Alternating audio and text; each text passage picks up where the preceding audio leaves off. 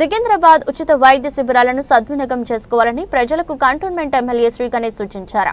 ఎమ్మెల్యేగా విజయం సాధించి నేటికి ఏడాది పూర్తి చేసుకున్న సందర్భంగా మెండా మార్కెట్ డివిజన్ అంబేద్కర్ నగర్లో కాంగ్రెస్ నాయకురాలు శ్రీ వైష్ణవి యాదవ్ ఆధ్వర్యంలో ఏర్పాటు చేసిన మెగా హెల్త్ క్యాంపులో ముఖ్య అతిథిగా శ్రీ గణేష్ హాజరై ప్రారంభించారు.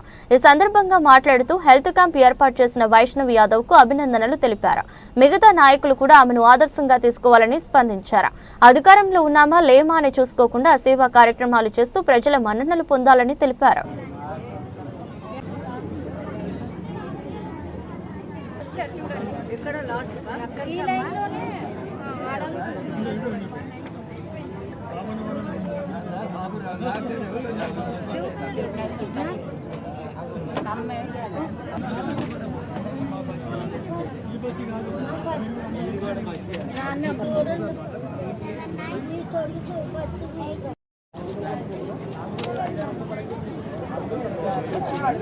ఫస్ట్ ఎయిడ్ కిట్ పెడదాం.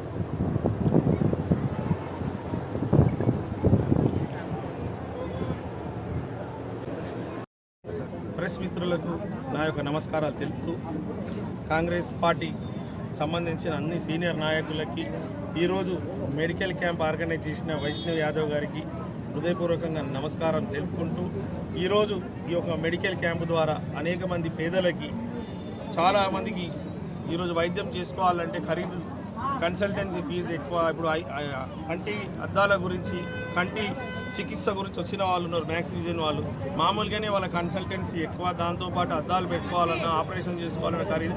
అలాంటిది ఇక్కడ చాలా వరకు అయితే ఉచితంగానే కన్సల్టెన్సీ ఇవ్వడం, ఈ యొక్క మెడికల్ క్యాంప్ని అత్యధిక శాతంగా చాలామంది సద్వినియోగం చేసుకోవడం చాలా సంతోషకరం. ఎవరు మెడికల్ క్యాంప్ పెట్టినా కూడా వారు కూడా ఇవన్నీ ఏర్పాట్లు చేసుకొని వైష్ణవి యాదవ్ గారిని ఆదర్శంగా తీసుకొని పవర్లో ఉన్నామా పవర్లో లేమా అని కాదు, మనము పవర్లు అనేది పొజిషన్ అనేది ప్రజలు ఇస్తారు. మనం పని చేసుకుంటూ పోతుంటే ప్రజలు మనల్ని గమనిస్తుంటారు, చూస్తుంటారు.